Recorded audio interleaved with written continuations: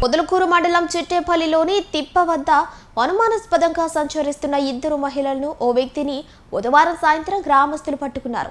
వారి వద్ద ఉన్న బ్యాగుల్లో చైనా కత్తులు, చిన్నపాటి గుణపాలు ఉండటాన్ని గుర్తించారు. కావలి, నెల్లూరుకు చెందిన సుహాసిని, రత్తాలు ఇద్దరు మహిళలు యూపీకి చెందిన రాజేందర్ సింగ్ అనే మరో వ్యక్తిని తీసుకుని ఆటోలో చిట్టేపల్లి వద్దకు చేరుకున్నారు. అక్కడ తిప్పపై అనుమానాస్పదంగా తిరుగుతుండగా గ్రామస్తులు గమనించి పట్టుకున్నారు.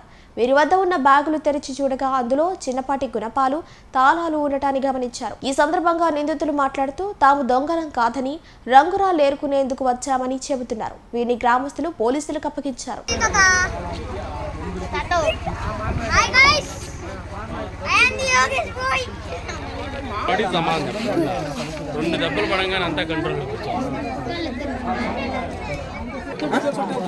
ఆధార్ కార్డు వేలై మీ ఫోన్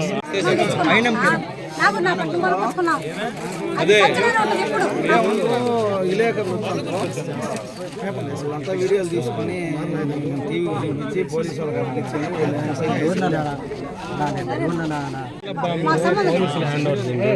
వాళ్ళు ఎంక్వైరీ చేస్తారు, వాళ్ళు తీసుకొస్తారు.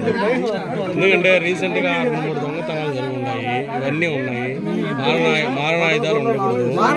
ఇప్పుడు చాకులు వేరు. మధ్యాహ్నం 1 గంటప్పుడు మా ఊరు హరిసినవాడ దగ్గర ఇద్దరు మహిళలు, ఒక పురుషుడు సంచరిస్తూ ఉంటే వాళ్ళకి ఎస్ఐలకి అనుమానం వచ్చి వీళ్ళు పట్టుకున్నారు. వీళ్ళు పట్టుకుంటే వీళ్ళ సంచులు చెక్ చేయగా ఆ సంచు మారణాయుధాలు, 2 కత్తులు, ఒక చిన్న గడ్డపార, ఒక స్క్రూ డ్రైవరు, ఇంకా ఏదో మత్తు పదార్థాలు అవన్నీ బయటపడినాయి.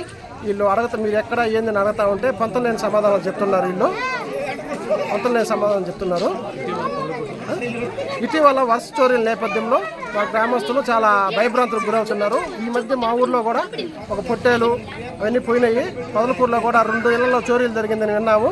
కాబట్టి పోలీసు వారికి హ్యాండ్ ఓవర్ చేస్తాము. పోలీసు వారు దర్యాప్తులో నిజాలు తేల్చాల్సిందిగా కోరుతున్నాం.